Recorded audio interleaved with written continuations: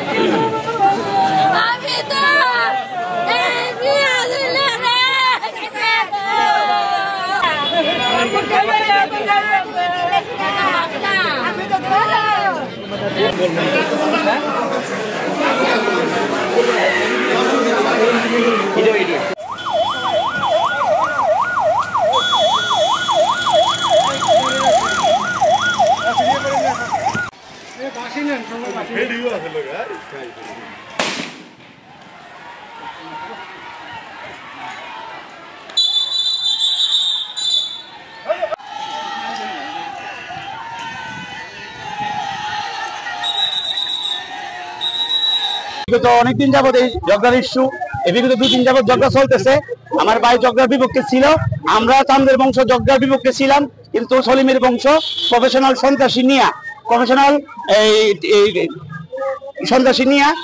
আমাদের সাথে লিপ্ত হয়েছে ঝগড়াতে।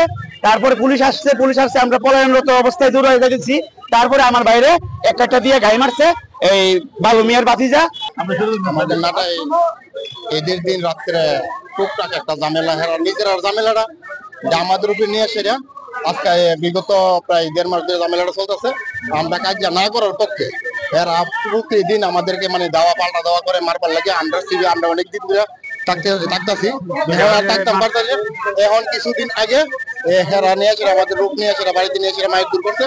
করার পরে আবার আমরা হেরার লগে টুকটাক ঝামেলা হয়েছে, হওয়ার পরে দেখা গেল যে প্রতিদিন হেরার লগে ঝামেলাটা চলতেছে। আমরা বাড়ি থেকে বাড়ি হলে এরা আমরা দাও মারলে তখন দেখা গেছে আমরা আত্মরক্ষা করতে গিয়ে সেটা তখন আমরা বাড়িতে তখন লাগে যান বাঁচিতে গিয়ে সেটা। এখন মনে করি কালকে হয়েছে ঝগড়া, কালকে মারছে আমরা, আবার আজ কয়েকজন লোক মারা গেছে। আচ্ছা কি নিয়ে সমস্যাটা কি নিয়ে? সমস্যা হইলে এর হইলো বাবা হুর, বাবা বেছে কাজ হইলো হেরার বাবা বেছে হেরা গোষ্ঠী, খাইছো হেরা গোষ্ঠী ঝামেলা এনে দিছে শান্তির গোষ্ঠী। আমরা চাই না আমরা এই পাড়ার মিলে ঝামেলা বা বাবা হুর নেশা হুর আমাদের মিলে থাকলো বা নেশা বিক্রি করো। ভাই আপনার নামটা বলেন।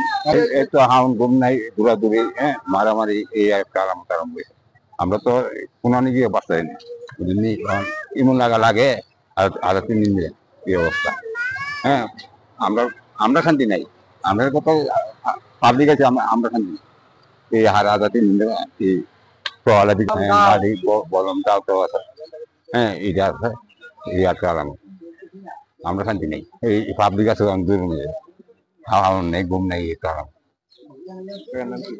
আমরা চাই শান্তি, যেভাবে আমরা একটা সমাধান করে দিয়েছি। আমরা জানতে পারি না, আমরা জানবো এই কাজ দেখি তুমি দিকে ডরও করে। হ্যাঁ আমারও শ্বাসকষ্ট, কোন দিন যে মারা যায় ঠিক নাই। আর আমার দেখি আমরা 3 দিন ধরে খাওয়া নাই, ঘুম নাই। আমরা গোষ্ঠীর মানুষ বলা মানে বাধা দিছে, এ বাবা লেলে সাইড মেয়ের ভূতে বাবা বেছে, গুলাইপার ভূতে বাবা বেছে, এর মধ্যে আমরা স্বর্ণ গয়না সব হে ব্যক্তি লুট করে লয়ে গেছে গা।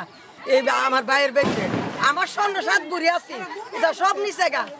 আমার ছেলে বাইরে 7 বুড়ি স্বর্ণ আমার বাতিজা মানুষ আমরা দোকানদার খুলতেছে। আমার বাতিজা দুধটা গেছে, দুধের আমি আটকাই লাগছে, আর একটা দূর দিছে আটকায় নিয়ে আসে বাইরে হাটের তেল লুকাইলে লাগছে, ভালো করে লুকাই লাগছে। পুলিশে আবার নিয়ে আসে, আবার দিছে দিয়ে আমরা পুলিশে নিছে নিয়ে আসে। পুলিশে আবার কইছে তোমরা মানুষের তোমরা 17 যাও, এবার আমরা মানুষ গেছে, এবার কাজে লাগছে দোনো পক্ষে লিখে কাল নিছে একটা লোক দুইরা।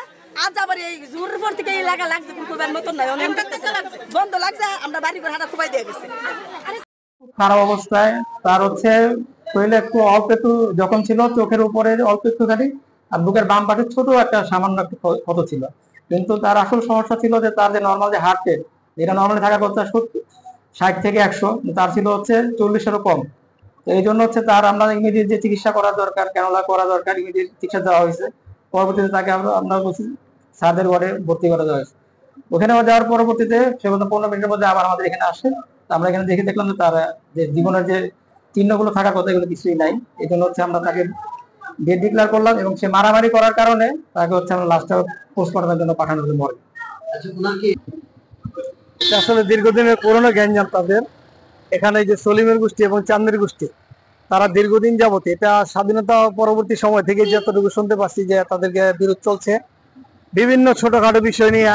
তারা কারণে অকারণে পুরো গোষ্ঠী নিয়ে ঝাঁপায় পড়ে একে অপরের উপর। এটা গত পরশু দিনে হয়েছে, গতকালকে একটু হয়েছে, আজকেও হয়েছে।